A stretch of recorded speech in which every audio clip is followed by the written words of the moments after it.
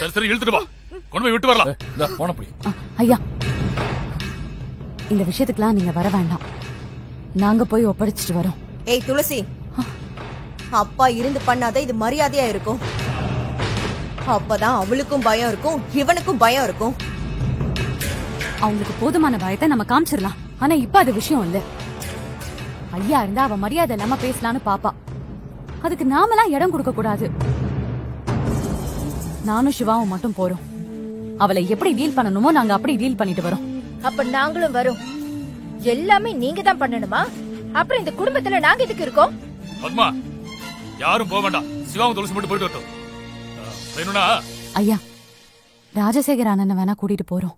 ஐயோ, கவனமா கோத்து விடுறாளே. சரி ராஜசேகர் கூட போயிட்டு வா. கூப்பிடுறாங்கல்ல, போங்க.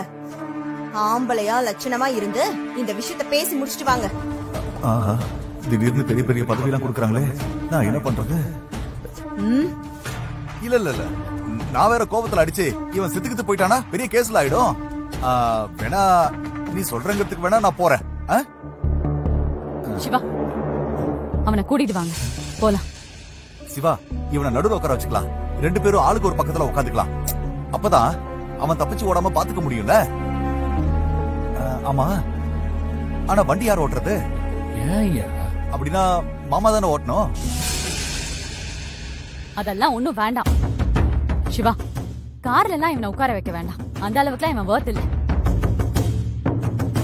அவன் கை காலை கட்டி காருக்கு பின்னாடி கட்டி விடுங்க. அப்படியே இழுத்துட்டு போனாதான் அம்பல வீடுனா என்னன்னு இவனுக்கு புரியும். இவனுக்கு மட்டும் இல்ல, இனிமே எந்த விஷயத்திலயும் தலையிடக்கூடாதுன்னு அந்த மேகலைக்கும் புரியும். ஐயோ, இவன் இவ்ளோ பிளான் பண்றா. இதனால நமக்கு எதுவும் பிரச்சனை வராம பாத்துக்கணும். ஐயோ, நமக்கு இதெல்லாம் தோண மாட்டேங்குதே. பாரு, எல்லாரும் இவ்வளவு பெருமையா நினைக்கிறாங்க. அப்பா, அவங்க சொல்ற மாதிரியே பண்ணுங்கப்பா, அப்பதான் புத்தி வரும். மாமா, துளசி சொல்றதா சரி. இந்த கேவலமானவனை கயிறு கட்டி தான் இழுத்துட்டு போனோம். இங்க பாருங்க, இந்த மாதிரி பண்ணாதீங்க. அப்புறம் இதுக்கு எல்லாம் நீங்க பதில் சொல்லிதான் ஆகணும். என்னடா பதில் சொல்லி ஆகணும்? கேள்வி கேட்கிற இடத்துல இடம் இருக்கு நீ. ஏ சிவா, எங்க அக்கா வருவாங்க, அப்போ உனக்கு தெரியும்டா. இது எல்லாத்துக்கும் எங்க அக்கா பதில் சொல்லுவாங்க. வரட்டும்டா. உன் அக்கா வந்து என்ன பண்றான்னு பாக்கலாம். வாங்க.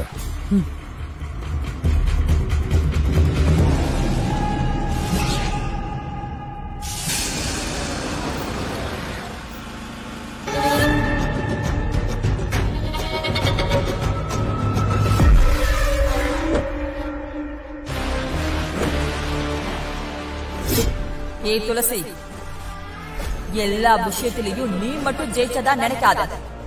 உனக்கு தெரியாத விஷயம் நிறைய இருக்கு. அது என்னவா இருக்கும்?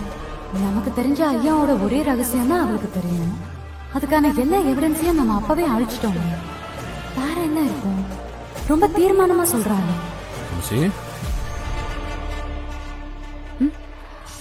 என்னாச்சு? எதுவும் இல்ல சிவா. அந்த மேகல பேசினது உங்களை ரொம்ப டிஸ்டர்ப் பண்ணுதா? அவளால நம்மள எதுவுமே பண்ண முடியாது துளசி. அப்படி ரொம்ப நம்பிக்கையோட இருந்ததுனால தானே தாஸ் வீடு ஏறி வந்துட்டான். இனிமேலாவது நம்ம கவனமா இருக்கணும்ல. நானும் தான் யோசிக்கிறேன். சரி வாங்க, உள்ள போலாம். வாங்க.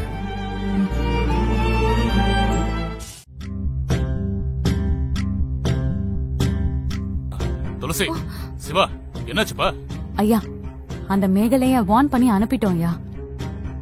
அந்த தாசையும் வார்ன் பண்ணி தான்ப்பா அனுப்பிச்சோம். இனிமே இந்த பக்கம் வரமாட்டான்ல.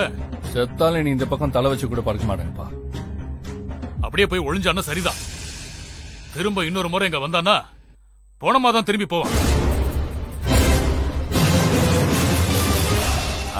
நான் மட்டும் வந்திருந்தேன்னு வச்சுக்க, அவனை அங்கேயே அந்த மேகலை கண்ணு முன்னாடியே வெட்டி கொண்டு இருப்பேன்.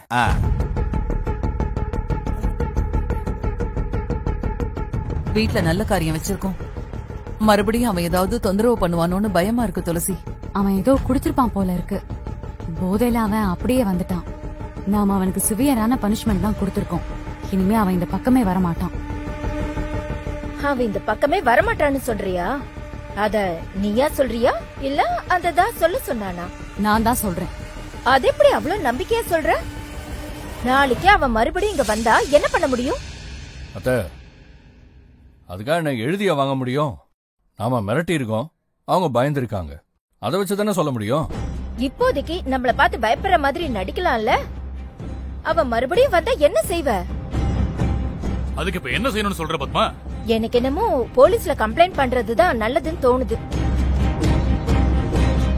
எல்லாத்தையுமே நாமளே செய்யணும்னு ஏன் போய் நிக்கணும்? அத்த, இப்பதான் காவேரிக்கு கல்யாணம் பேசி முடிச்சிருக்கோம். இப்ப இந்த கல்யாணம் நல்லபடியா நடக்கணும்ல. அதை விட்டு போலீஸ் ஸ்டேஷன் கோர்ட்டுன்னு அலைஞ்சிட்டு இருக்க முடியுமா இந்த நேரத்துல? சிவா, நீ என்ன வேணாலும் சொல்லு. சில விஷயங்களை போலீஸ்ல ஒப்படைக்கிறது தான் சரி. அவன் திரும்பவும் வீடேறி வந்தா நம்மளால என்ன செய்ய முடியும்?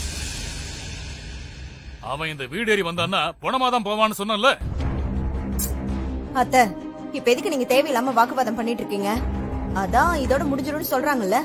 நீங்க கொஞ்ச நேரம் அமைதியா போங்க. என்ன அமராவதி, நாமளும் இந்த குடும்பத்துல ஒருத்தவங்க தானே. நமக்கும் ஒரு சில விஷயங்கள்லாம் தோணும்ல. எல்லா விஷயங்களையுமே வெளியில இருந்து வந்தவங்களே தீர்மானிச்சா எப்படி? ஏய், இப்ப யார வெளியில இருந்து வந்தவங்கன்னு சொல்ற? இங்க பாரு பத்மா, நான் என்ன செய்யணும்னு எனக்கு நல்லா தெரியும். ஆளுக்கு பேசிட்டு இருக்காம போய் படுங்க, போங்க.